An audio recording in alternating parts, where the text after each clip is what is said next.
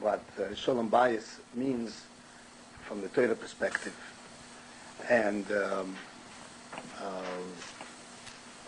simply my belief that if we understand well how the Torah views this institution, many of our problems will just simply dissipate.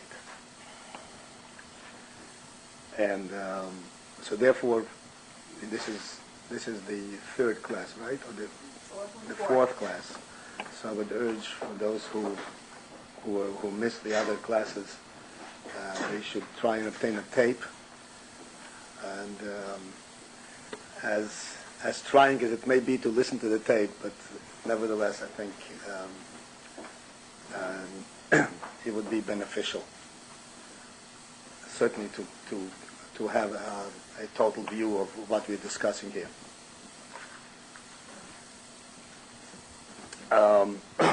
There is a list of questions to which I will try to attend at least to some of them in some way. I wanted to further develop perhaps the idea that we started and discussed at some length in the other previous times, and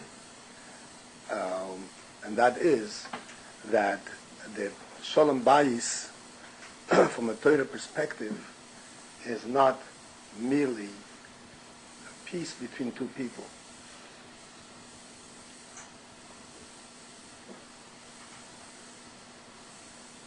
As the expression is, it's a Shalom Bayis. It doesn't say Shalom between two people. In Shalom Bayis. Shalom Bayis means that first and foremost we recognize that there is a Bayis. There is such an entity called a house, a home. And this home, although that it is built by combining two people, but really it represents something greater than the so to speak, than the participants. Because as we know, and we mentioned it, and everybody knows this, as a result of marriage and Ish v'Isha, the Shekhinah dwells in the Jewish home. So therefore the Jewish home actually represents something greater than the individuals that are building it. This is of tremendous importance, so that we realize that the effort that we are putting into it, many times as coming down, so to speak, to a very simple and practical level, where people have difficulties and they ask themselves, or at least the Yetzer Hara comes from the left side and starts nagging, why should I? And this can go to all kinds of lengths, which I don't want to, so to speak, divert to that. But it is important to understand that what we are doing here is building something which is of tremendous significance, not just as a practical value to the individual, but as an edifice that we're building, as an edifice that represents really godliness. The Jewish home has the quality of eternity. And we know that eternity, and I say that it should be a binyan ad yad, anything that has to do with eternity is automatically pointing to godliness.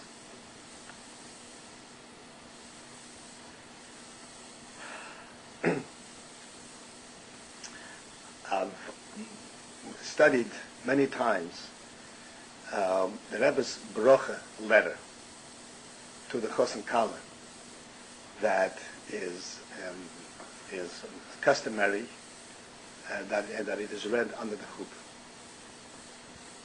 Rebbe's Brocha letter says, Yivnu bayis b'Yisrael binyan adayat. That they, meaning the Chosin College, should be successful to build a house, a binyan adayat. And after thinking into this from various angles, I believe that these words in the Rebbe's letter do not refer to the simple, obvious meaning that if they get married, in Mitzvah Shem they'll have children, and this makes it that it is a binyan adiyat because the children perpetuate, so to speak, this home.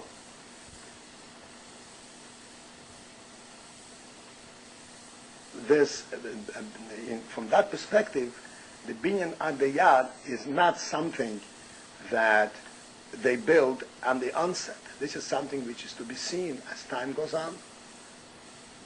In Mitzvah, the Rebbe will bless them with children and so forth. This is not something that they build on the onset, right under the chuppah.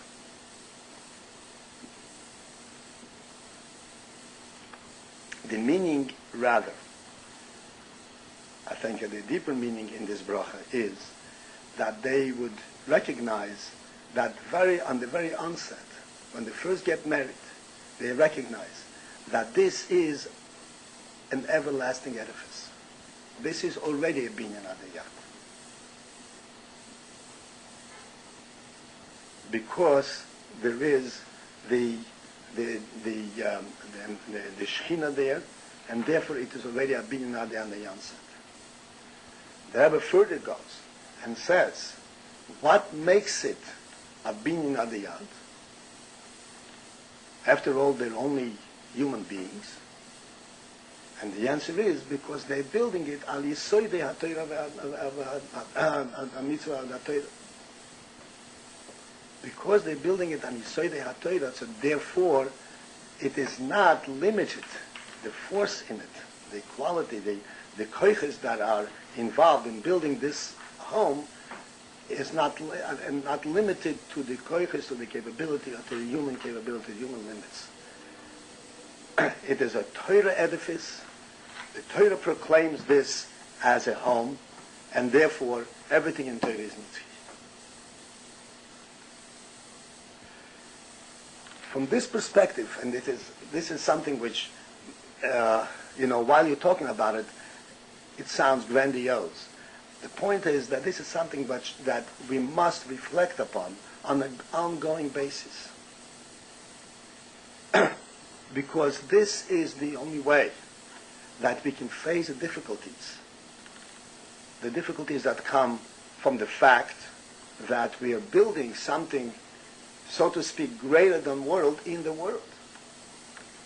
And therefore, there are difficulties that we come across that, from a worldly perspective, seem to be obstacles. It seem to be in a way of progressing, of building this, of progressing and continuing with this building.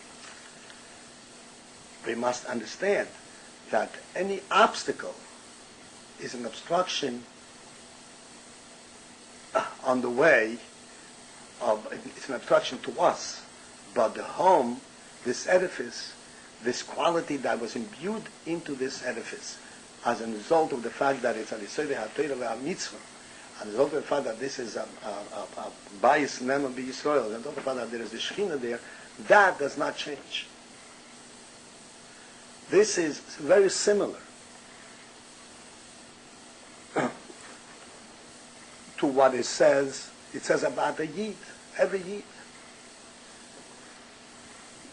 Baalei Tshuva know this very well, and we're all Baalei Tshuva. All have to turn around on ourselves and see, we all made mistakes here and there. And yet, we can do Tshuva. And what does Tshuva mean? Tshuva means we can wipe away the errors, and then we come out whole. How can we come out whole if we made mistakes? The answer is, that the mistakes were superficial in comparison to what we actually contain, in comparison to the neshama that every Yid has. And that neshama was not affected by any of misdeeds, of any of our errors. Our errors are errors that we have to deal with, so to speak, on a conscious level, that require a change of direction, a change of attitude, a mental and emotional change, but not a fundamental change in the person. I hate to kind of quote from outside and make chas v'sholom any kind of comparison, but I think it's revealing to us, because after all, they're all exposed to the world. The whole concept of born again doesn't exist in Yiddishkeit, because a Yid is born a Yid full-fledged. And no matter what he has gone through, he's got it with him. All he has to do is to wash away the dirt that accumulated and allow the true neshama to surface. There is a very telling, a very sharp story associated to this concept. This is going back to the Friedrich Rebbe, where a group of Rabbonim, of the Lubavitcher Rabbonim, very choshev Rabbonim, Reb Shmuel Levitin, none of you probably knew him, maybe not even heard of him, but he was very, very respected person here. He lived in 770, actually, in one of the rooms in the back. He and a couple of others went to Chicago on the shlichus, and their local Rav met them, and he took them to visit various people that he had to visit. I guess people of means or some other purposes. At one point, one of these hosts asked Reb Shmuel, or asked the Rav who took him around, the others, what did you come for? What did you come for over here?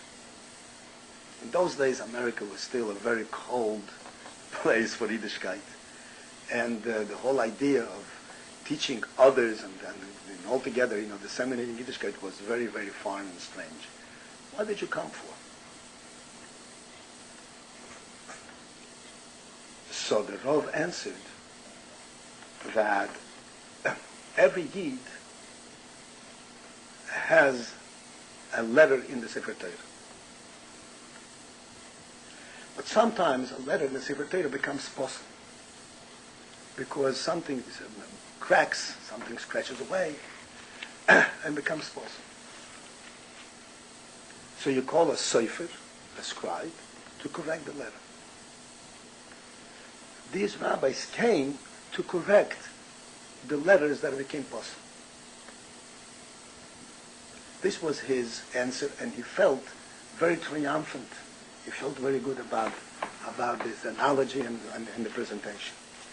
When they came back to Rebbe, and they related to him various things that happened on this trip, and they related also with a sense of triumph that they had this question, and this is what the answer was. The Rebbe heard this, he became extremely serious. And then he said, a Yid doesn't become possible. And the analogy to the Sefer Torah is not that the letter becomes possible, but that some dust sets on it. And you have to just brush off the dust. And then you see the whole letter. It's important that we understand how Torah views our lives and how Torah views our homes.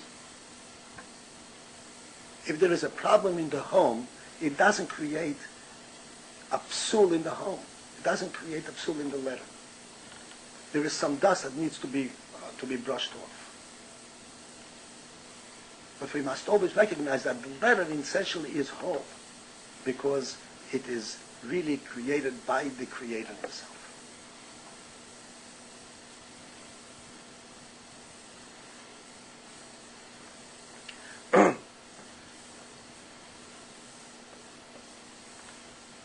As I mentioned right in the beginning, that understanding these principles, or this principle,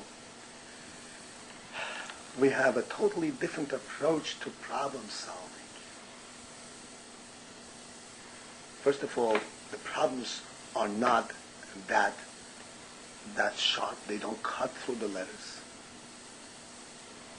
And we have a much greater strength and capability of dealing with them and overcoming them and revealing the real quality that is inherent in the individual and in the home.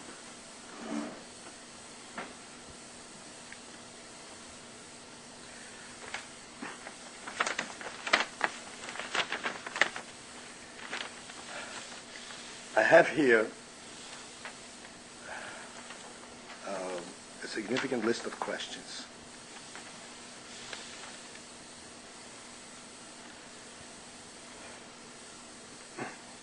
There are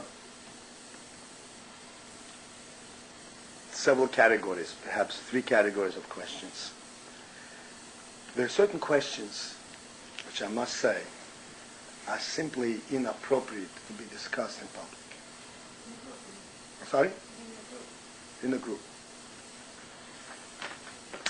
Not to say that they are not to be discussed, but it's inappropriate to discuss them in a public forum.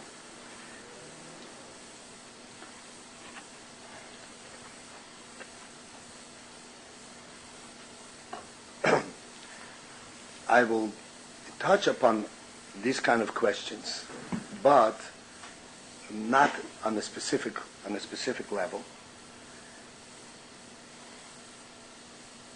But in general, I will try to give a perspective of how we view, how we approach these kind of differences.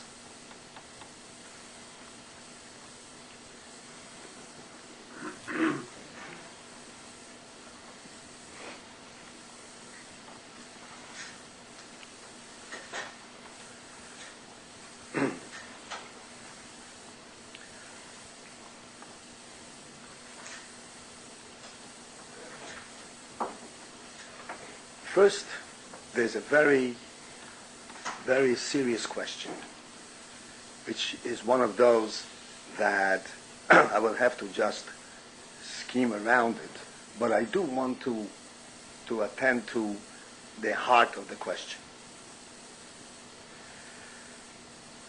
Basically, the heart of the question is when 2 people feel that their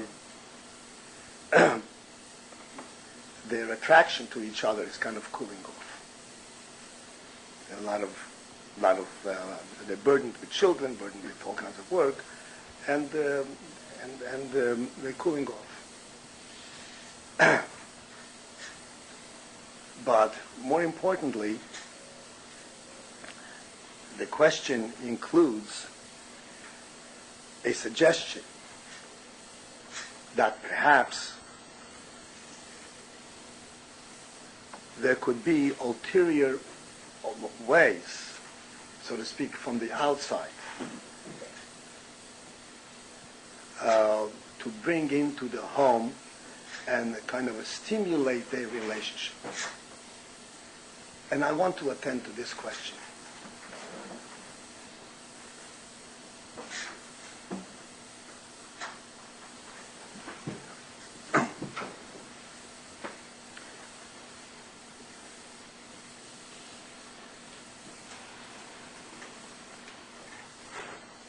We have to understand that this is a holy home.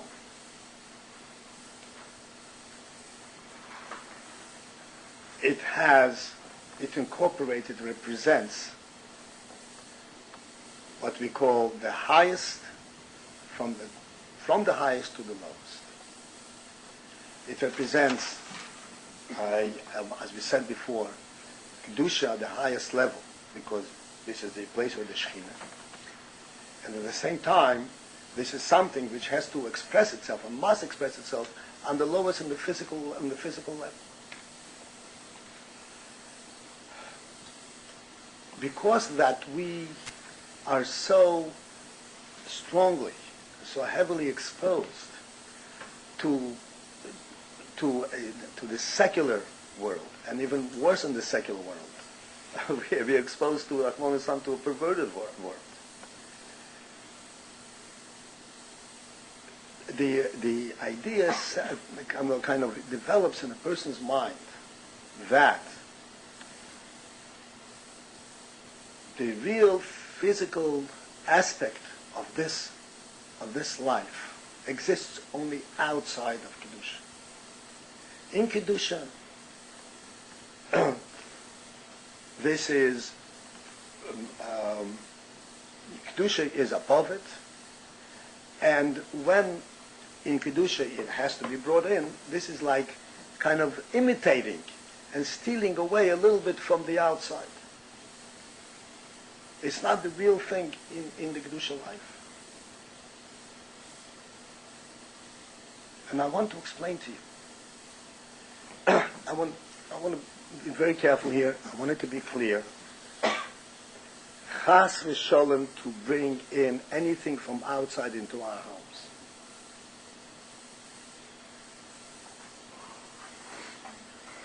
Our homes are holy.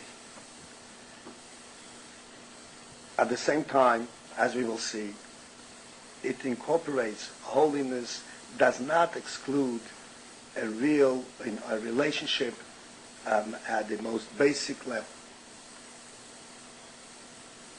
On the contrary, holiness permeates the physical, and it renders the physical holy. Just as we all know, for instance, on Shabbos, the Chassidus speaks about, everybody knows, about ekskafia, that one should not indulge in food, in taivas, whatever it is. Then comes Shabbos, the Shulchan Aruch says, and it says Chassidus, and the Alter Rebbe says, brings it down, that Shabbos, Achilas Shabbos is a mitzvah, and Achilas Shabbos is not megashim, so to speak, does not have a negative effect on the person in terms of his ruchnis. And on Shabbos, on the contrary, he should eat the most delicious foods possible. What does that mean? After all, this is food, this is gashmis, and he feels it begashmis. He feels it begashmis, and it has a real ruchnistic quality. We do not subscribe, we do not believe that there is an academy, there is a separation between God and the world. We believe that God created the world, and everything in the world has a godly spark in it. We have to know how to bring it out. We have to know how to safeguard the godly spark within the world, and not to be, so to speak, diverted. And certainly not to think that there is anything in the world per se that can complement the godly home, that can add anything to the home.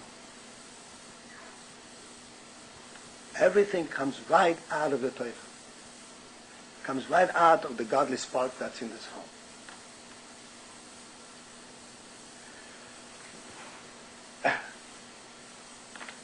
And I wanted to be clear so that perhaps we'll have to talk about things that may be a little bit difficult, but I really feel it's important to attend to it. As we have spoken in the previous times, and also introduced it a little bit today, the attraction between a husband and a wife is not the attraction between a man and a woman. They're two completely different worlds.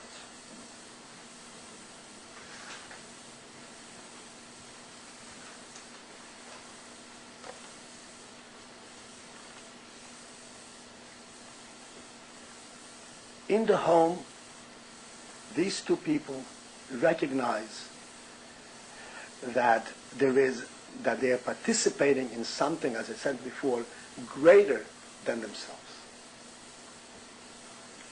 And they recognize that my partner, whether it is the husband or it is the wife, this is the, so to speak, the God-given individual who complements this home. And the attraction begins from recognizing the significance of these two individuals to each other.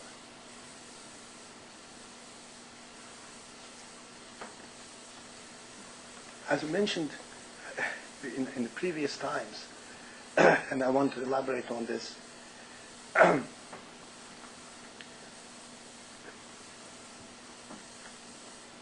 this is a gift from Hashem to each individual.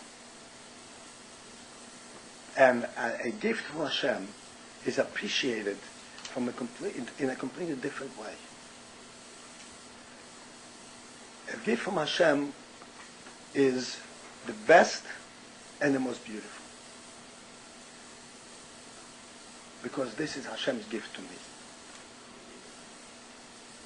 If we look at it from outside, you say, what does the world say about this couple? Chas v'sholom, then we are destroying the whole thing. We're completely oblivious to the truth of God.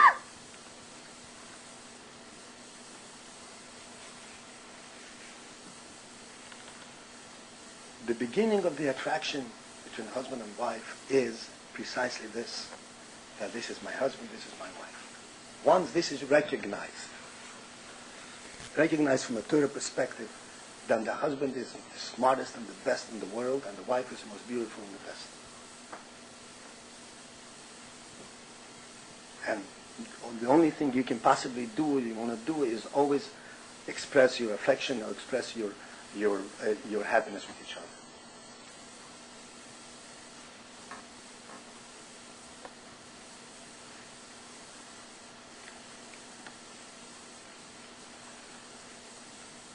There is an interesting halacha.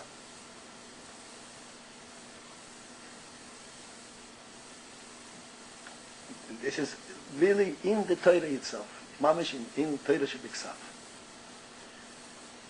There's a dinim of negoyim. Negoyim means leprosy that has shown a sickness on the skin, or that it goes into the garment, it goes into the home. That's the whole two parshas in the Torah speak about it. And the din in the Torah is that all resolutions of the negoim, anything, any decisions to do with negoim have to be done through a kohen. Now the negoim are very intricate, and you have to be a real Talmid Chacham, a real lam, to be able to discern and distinguish between the various types of negoim.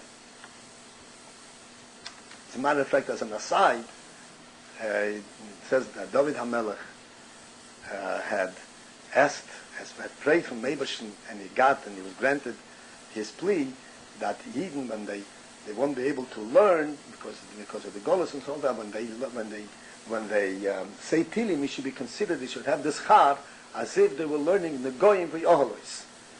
The reason he mentioned the Goyim V'Ohalois is because these are two of the most difficult portions in Torah Shebe'al Peh. So in order to be able to discern the Goyim, you have to be a very, very big lam. Besides that, you have to have a sharp eye to distinguish between a whiteness of this degree, of this sharpness, a whiteness of this sharpness. It requires a lot of talent and knowledge. So how does it work? So the din is that there's a Talmid Chacham standing next to the Kohen. The Talmid Chacham examines the neg. The Kohen also has to look at it, but the Kohen doesn't know what he's looking at. And the Chacham says to him, look at this and say Toher. And the Kohen says Toher, and becomes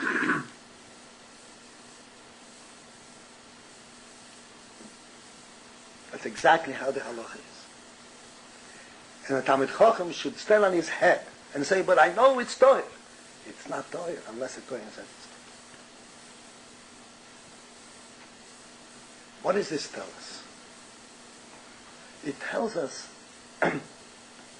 that when you're dealing with a real thing, with, so to speak, with something that is significant from the Torah perspective, from a godly perspective, there is a certain reality to it that goes way beyond that which we perceive in worldly measurement.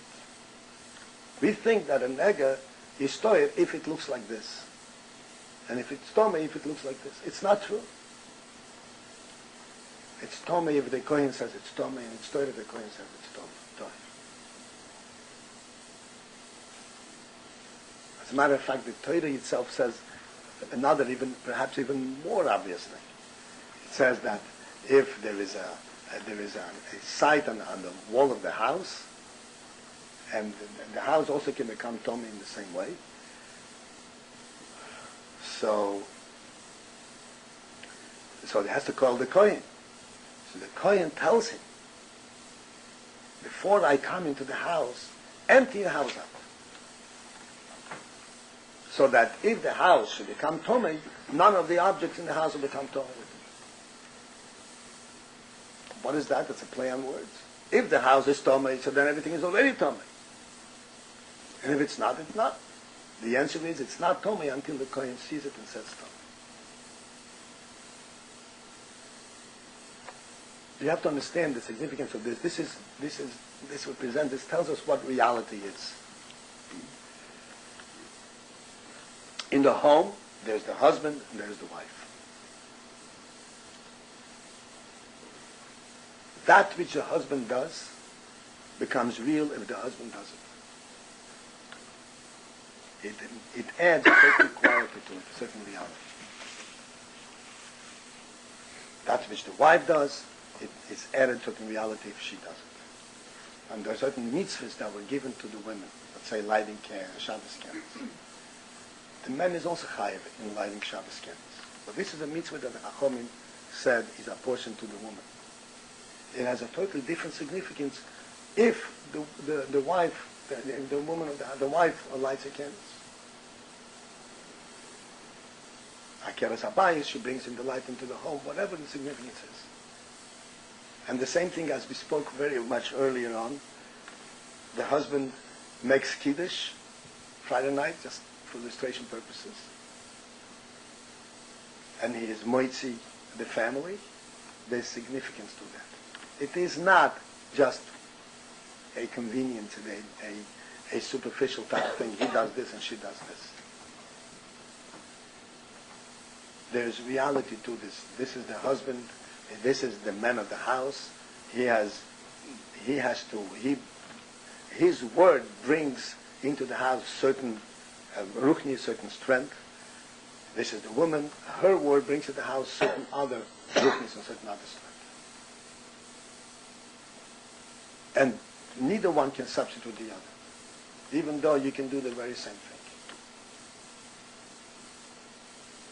When you view it from that perspective, this is the reality, the way Torah sees it, then your attraction to each other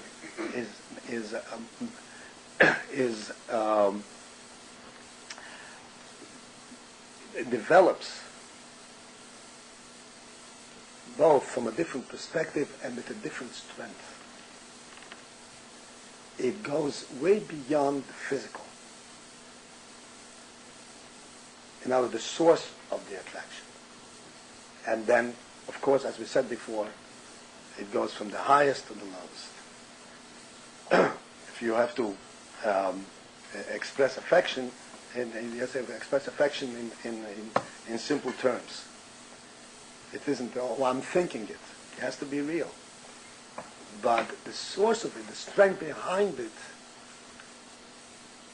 is not the fact that you're attracted to each other physically. The physical attraction is the result of the fact that you are married. bearing this in mind,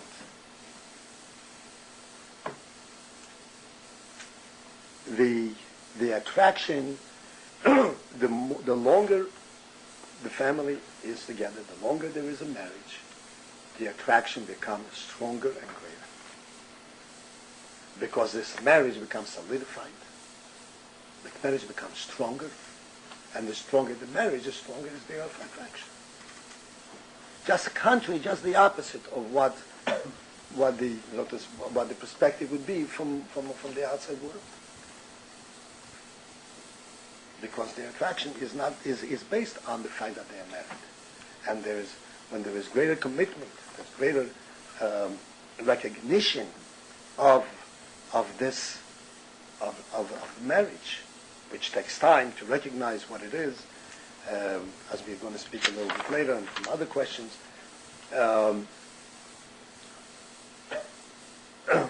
The more profound their feeling for each other becomes, and the stronger is their commitment to each other and attraction as a result. By no means, again, should be considered, chas v'sholom, to bring anything from outside to stimulate. I have to say this, even though it's a little bit off color. We have to understand there are halachas. They may not be halacha black and white in terms this is osur or this is mutter. Even in halacha there are things which says, like we know, there is the mitzvah, the basic mitzvah, then there is a hidur mitzvah, then there's a hidur shebi hidur. There are all different levels in halacha. In terms of family purity is not limited. It's not consists exclusively in the fact that they abstain in certain times, and then there is mikveh, and then they don't abstain.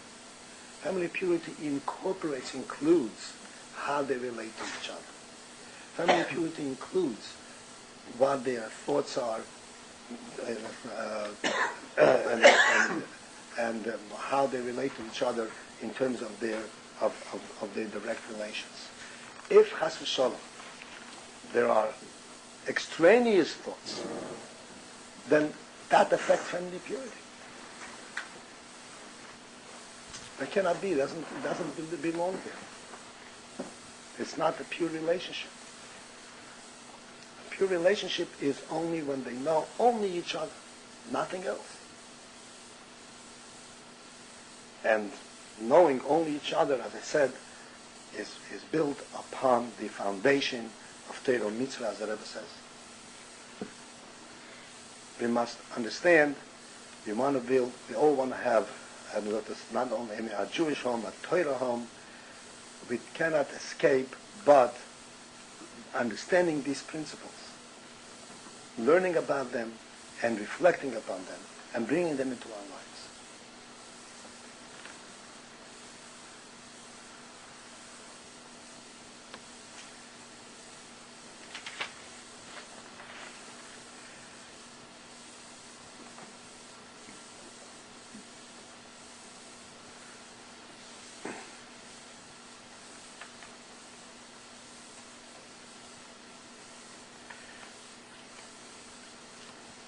On the lighter side of the spectrum,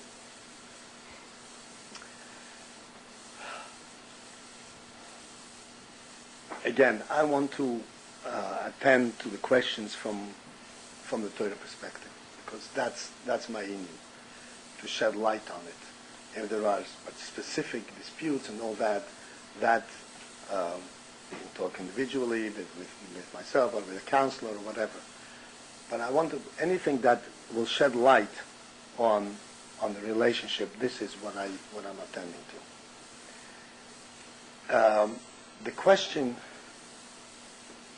is basically a family that has very limited budget.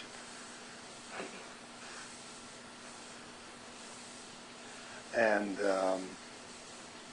the husband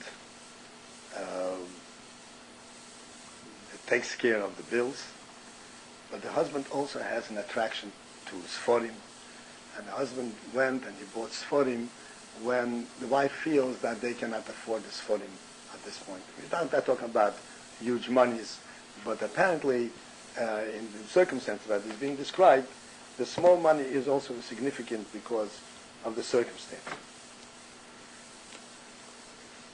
How do I react to it?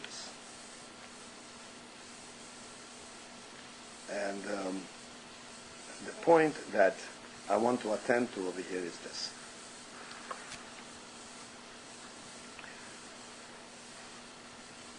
We have to get to know each other.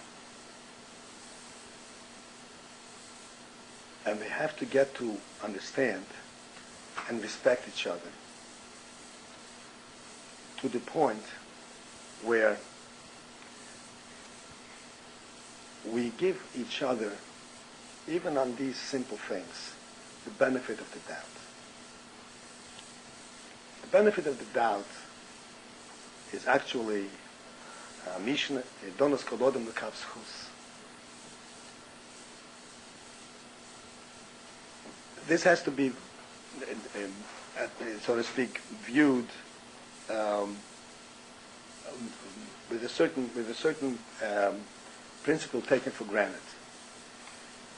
I'm assuming that you recognize that your husband is a responsible person. He is not frivolous. He is not inattentive or doesn't understand what's going on. He's a responsible person. It happens to be that your circumstances are a little bit tight for the moment. Maybe Hashem will broaden it and make it, open up the gates, the flood of Panos and so forth. But it happens to be a different time. Your husband judged, this husband that you respect and that you believe is responsible, but he has a different view of things than you do, which is totally accepted, it's totally to be expected. Two people think differently is entirely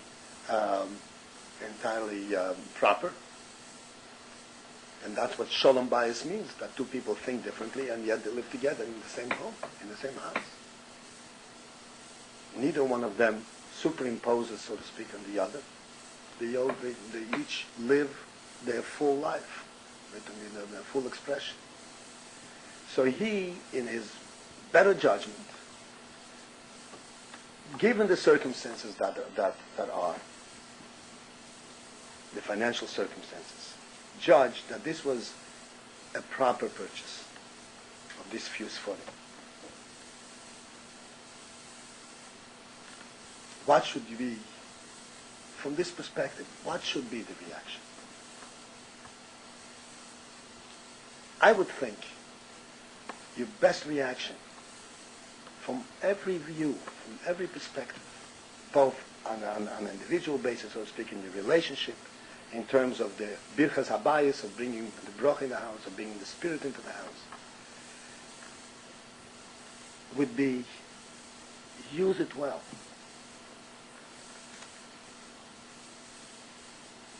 I'm sure the Rebbe will help, and we'll be able to overcome this expenditure. Just want to tell you, obviously it's a very difficult situation because the expense that is being written about is $35. And yet, obviously, this is something which is significant. And, you certainly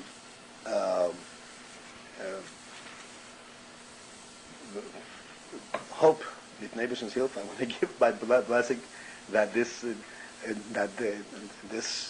kind of tzimtzum should be alleviated. But for some reason, we have to know that everything that we have is kind of a nisoim ilmayla. For some reason, we are going through this difficult moment. We must not succumb, so to speak, and say, number one, I disagree with this, and therefore, why did you do that which you disagree? So this obviously is not a valid timer.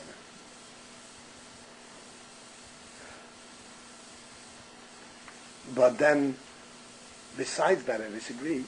I feel badly because I feel threatened. I don't know what's going to be with our bills, with our utilities, and so forth. We must always remember, if this is a true edifice, it's not going to fall apart. We have to believe in ourselves. We have to believe in this home. And as I mentioned before, I'm taking it for granted that this is a husband who's responsible, this is a wife who's responsible. It's not something, if you feel that sometimes, you can't give rules on this. Sometimes people just are not realistic. The other thing with this question seems to be, yes, he is a good husband, he is responsible, but he did this, and we are in these difficult circumstances. And I say that the best reaction to this that will bring both, the spirit of the home, and will bring the Hashem's bracha into the home, is to say, I hope you use it well. And I'm sure the Rebbe will supplant this loss. It's not a loss of this missing couple of dollars. We spoke about it in the other sessions that we had, that your best, your healthiest approach to each other in terms of getting each other to see the whole picture and relate to the whole picture, be able to, so to speak, relate openly to the whole picture of the home, both I need sforim and I need to pay the utilities, every perspective, every aspect of the responsibility. Your best approach is to give each other the strength and the trust that is needed for them to develop their personal view. If the husband or the wife control their how they deal with money, their expenditures, because I'm afraid of my husband, I'm afraid of my wife, where does this lead? It does not permit either one of them to develop, either one of them to appreciate what's going on, either one of them to contribute to the home with a full mind and full heart. They're just walking on thin ice. And it is definitely much healthier that when both people in the home walk on sound ground, and they are not really afraid of each other. They complement each other. They help each other to see the truth. If chas v'sholem there is a problem, like I said, there's a shortcoming, you can't rule that out. But this is something which each individual can see. No, my husband is a healthy person. That's not the problem. My wife is a healthy person. That's not the problem. It's just that we had this difference, and I feel that this was perhaps a misjudgment on his part. Maybe it was a misjudgment on his part. Maybe it was not a misjudgment on his part. But the proper judgment on your part would be to say, as I said, okay, we have this for him, we have an additional koyach v'ruchni is the Rebbe shall help us weiter.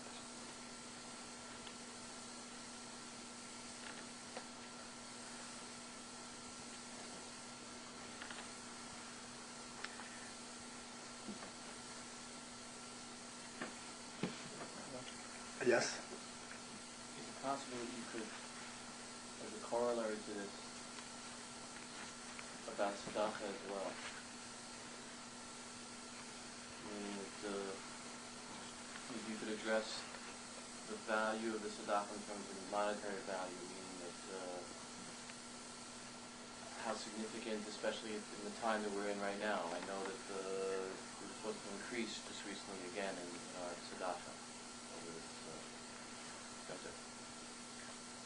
But I mean, how much more is it significant if at the moment that you feel like I want to give this amount, and your other half is saying that's not the amount that we can afford right now, and you should give a smaller denomination. Mm-hmm. Well, Same. it's just an interesting thing. There is a story.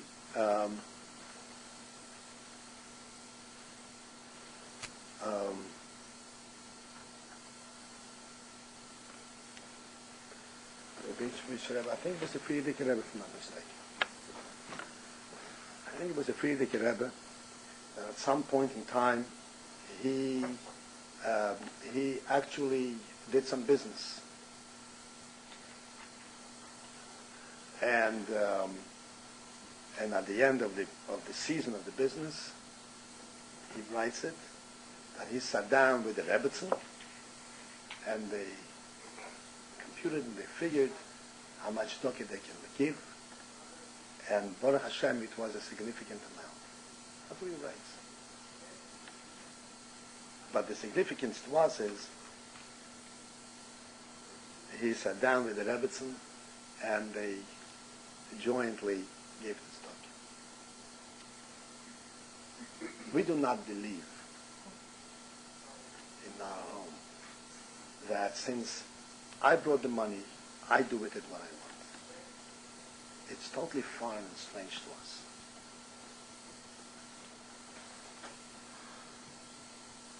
As I mentioned before, many times before, and today a little bit, there is a place, there's the union that the husband, that the man provides for the home, so to speak, the policies and the guidelines and so forth, the ruchnias, that's what the woman provides for the home. But it's not a question of power. We don't go by that goal. If there's a question of, when you have to give tzedakah, you have to give it together.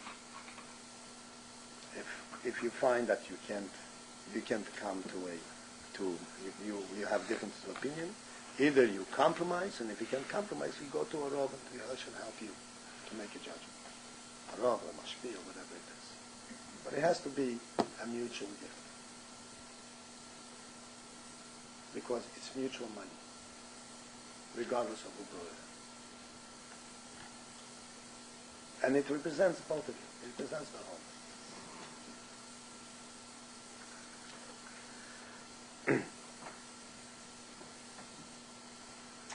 I have here a question from literally a newlywed.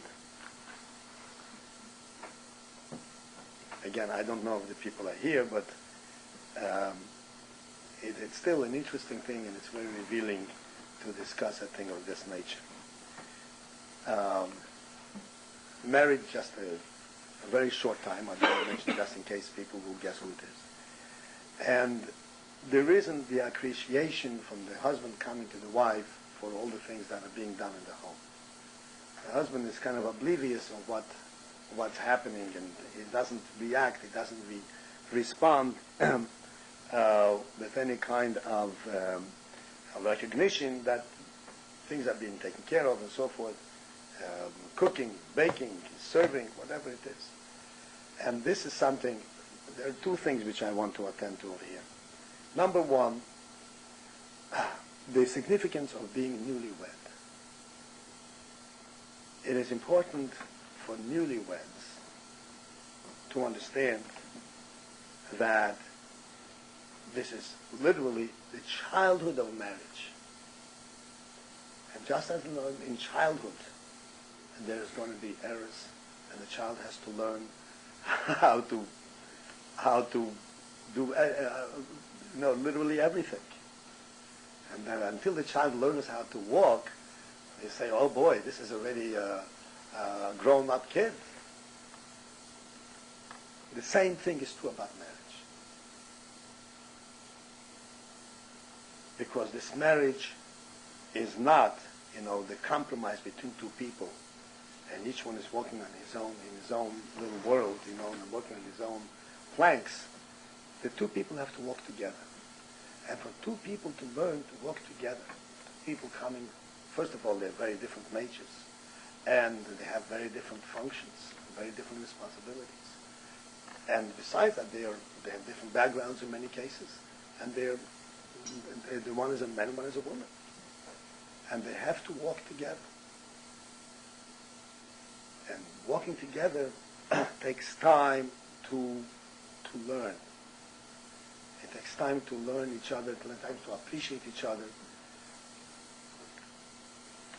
This time must be granted. You must give each other the time.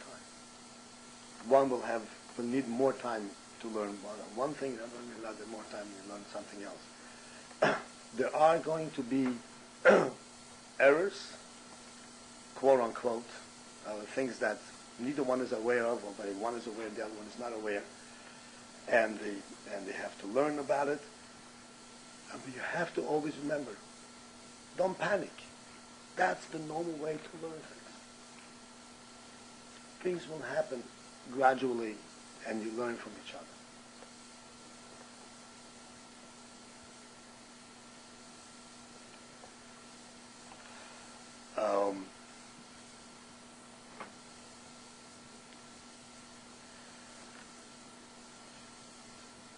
The truth be said, in this type of to attend to this type of a question, again in line with what we've been discussing all along,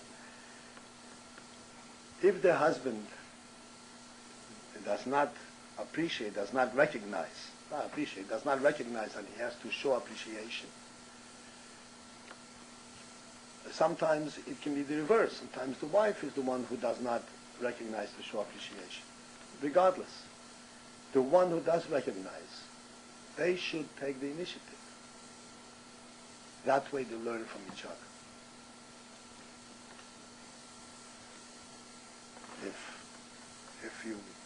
We have to also remember in this, coming from different backgrounds is really an understatement. You're talking about a bocher. I don't know exactly who it is, and so, everyone has different circumstances. But the bocher life is so untamed. He's involved in his thing, and he is not aware of what's going on in the world.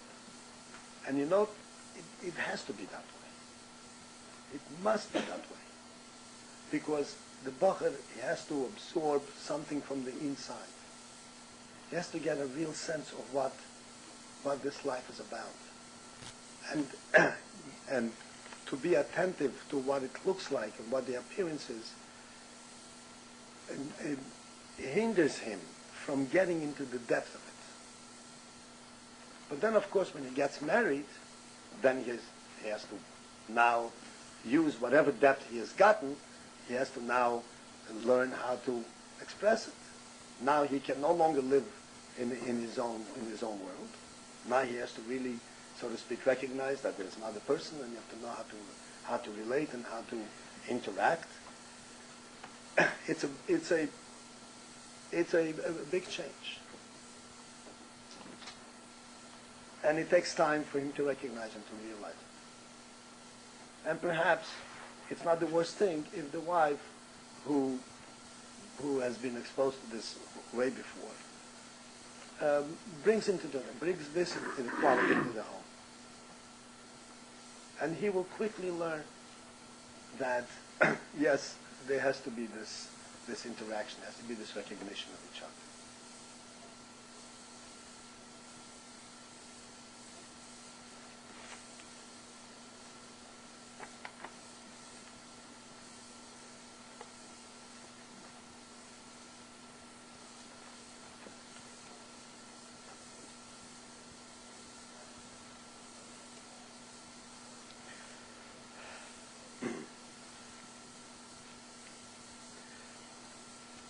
There's another, a little bit of a sensitive question, And I will combine it with a couple of questions here together, be easier to attend to.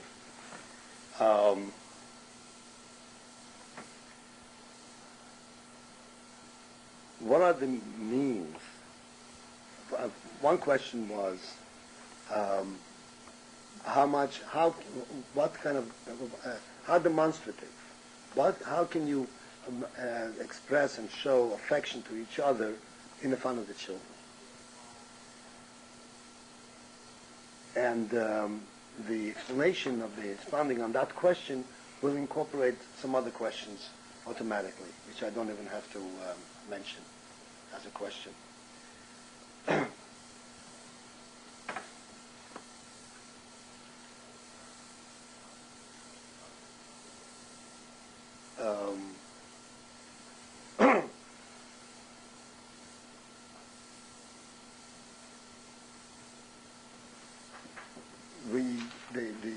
As I mentioned before, everybody understands this, the principles of modesty. The principle of modesty in Jewish home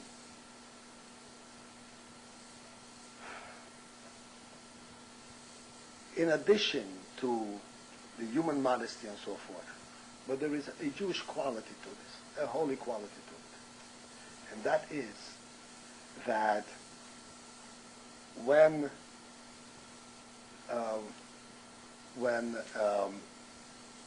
certain things, when there is immodesty, lack of modesty in their relationship, what this translates to is that their relationship loses its holiness.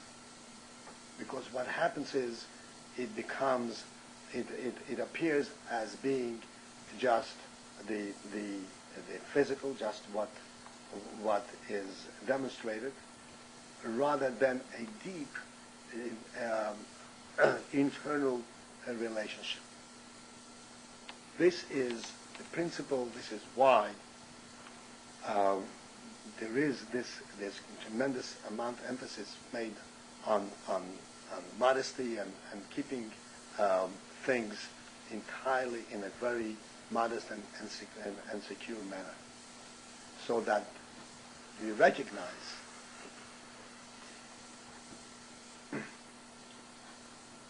maybe I'll kind of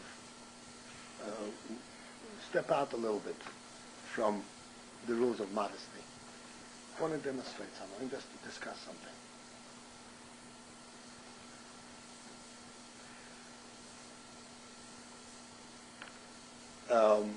It is a principle that when you do a mitzvah, when you give tzedakah, you should give it in a nice, in a modest manner. Meaning, you should give the tzedakah in a quiet manner, not to boast about it, not to make it very obvious until that it will become very known, recognized. Although there is, at the same time, there's a mitzvah lefarsim oisem mitzvah. There's a mitzvah to make it known that people did a mitzvah, so that other people will follow in their footsteps and so forth. Nevertheless, there is also, at the same time, a sense of modesty, in the sense that it's clear that I'm not doing it for that purpose. I'm doing it for its real reason. This is a fine line, and if it's overstep in the wrong direction, then it really loses the spirit. I remember going years back. There was a yeshiva that I was a little bit associated with, and the yeshiva was preparing for a big dinner. This dinner was being staged in honor of one big donor for the yeshiva. So the director of the yeshiva, the principal of the yeshiva, was kind of pouring out his heart to me.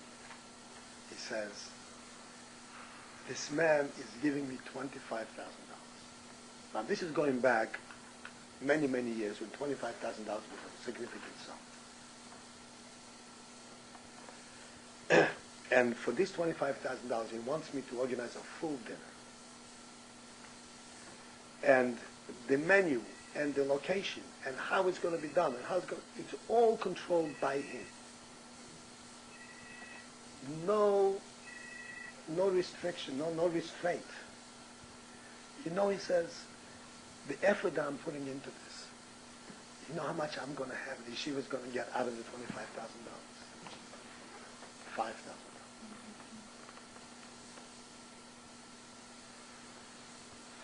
So now the yeshiva has to go through it. That's what the yeshiva lives on. But the point is, when this is overdone, the mitzvah is being lost. You're actually buying honor instead of doing a mitzvah.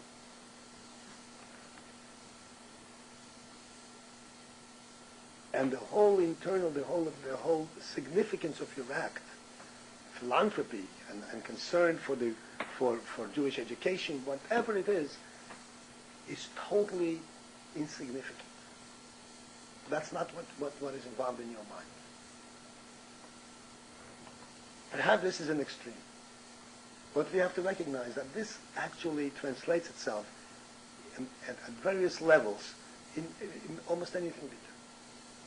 And the same thing is in terms of our relationships. We have to know that the Satan, the Yetzer Hara, is with us all the time. And if from the perspective of the world, from the perspective of the Yetzer Hara,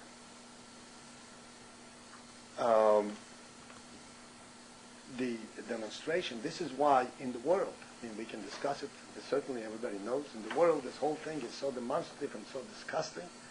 Why? Because the whole value is when other people see it. Because on the deep and personal level, there was nothing there. It is only the whole strength comes from an external appreciation. This is the opposite of what we are building. Our homes have a true significance, a true value, and this is where this is why we guard, zealously, we guard with tenderly that which is really in our hearts, that which is really between us. But it doesn't mean at all that a smile to each other or a good word to each other is infringing on this modesty. And children, if there are questions about children, that's all they need. They see Tati and Mommy smiling at each other. They see Tati and Mommy happy when they see each other. When Tati comes home, he is greeted. When Mommy comes home, she is greeted warmly. When they are out to help each other in whatever way possible, that's all they need. They don't need anything more. They absolutely don't need anything more. Anything more is counterproductive.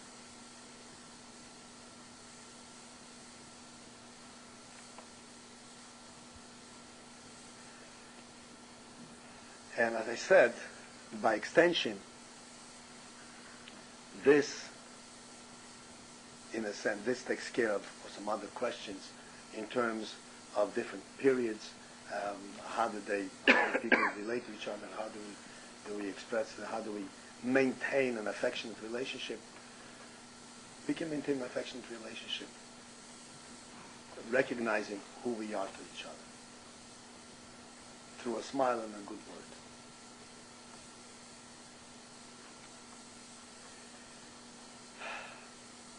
Time is up for today. If anybody wants any clarification, please speak up.